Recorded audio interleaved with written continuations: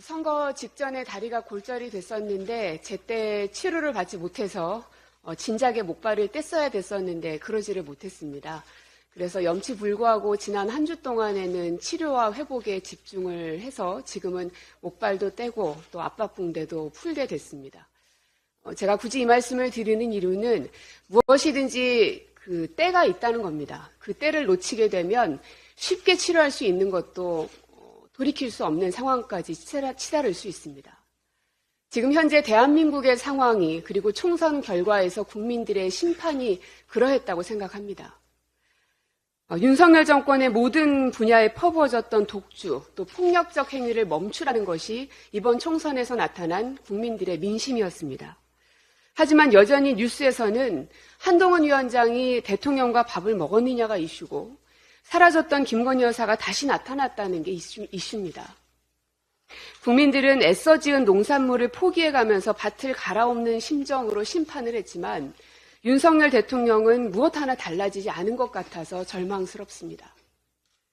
전세 사기 피해자가 15,000명을 넘어섰고 정부는 이들의 거주 불안 문제를 해소하기 위해서 전세 사기 피해자도 LH 매입 임대주택 공급 대상에 포함했지만 현재까지 이를 통해 지원받은 세대는 단 한 세대에 불과하다고 합니다.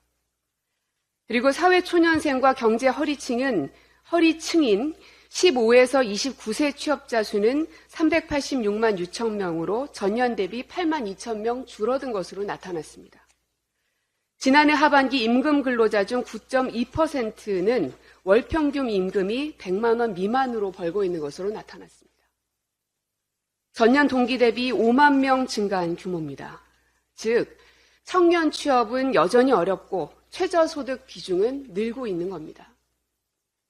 이렇게 어려워진 경제를 살리기 위해선 할 수 있는 모든 방법을 제시해야 합니다. 대통령의 독단과 독주가 경제 실패를 만들지 않았습니까? 그렇기 때문에 제1야당 대표와의 만남에서 어떤 의제를 설정하느냐는 무척이나 중요합니다. 그냥 단순하게 만나서 차 한잔 마시고 얘기 한 자락 나누는 자리가 아니지 않습니까? 대통령이 진심으로 국회와의 대화를 원한다면 전향적인 자세를 보이지 않고선 불통 대통령이라는 오명에서 벗어나기는 어려울 겁니다. 여야정 상설협의체를 구성해서라도 정례적인 대화의 창구를 만들고 경제와 안보에 있어서는 초당적인 결단이 이루어지도록 대통령도 적극적으로 나서야 합니다.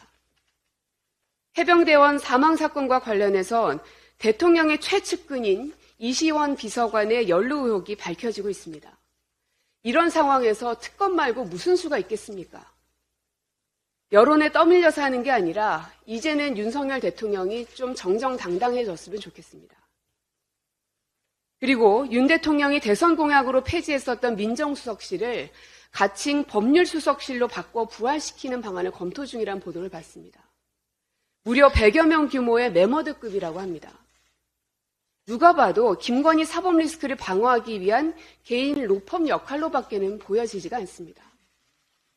지금 당장을 위해서라도 이 부속실 설치하고 대통령의 김건희 특검법에 대한 전향적인 자세가 필요합니다. 대통령은 지금의 때를 놓치지 않아야 할 것입니다.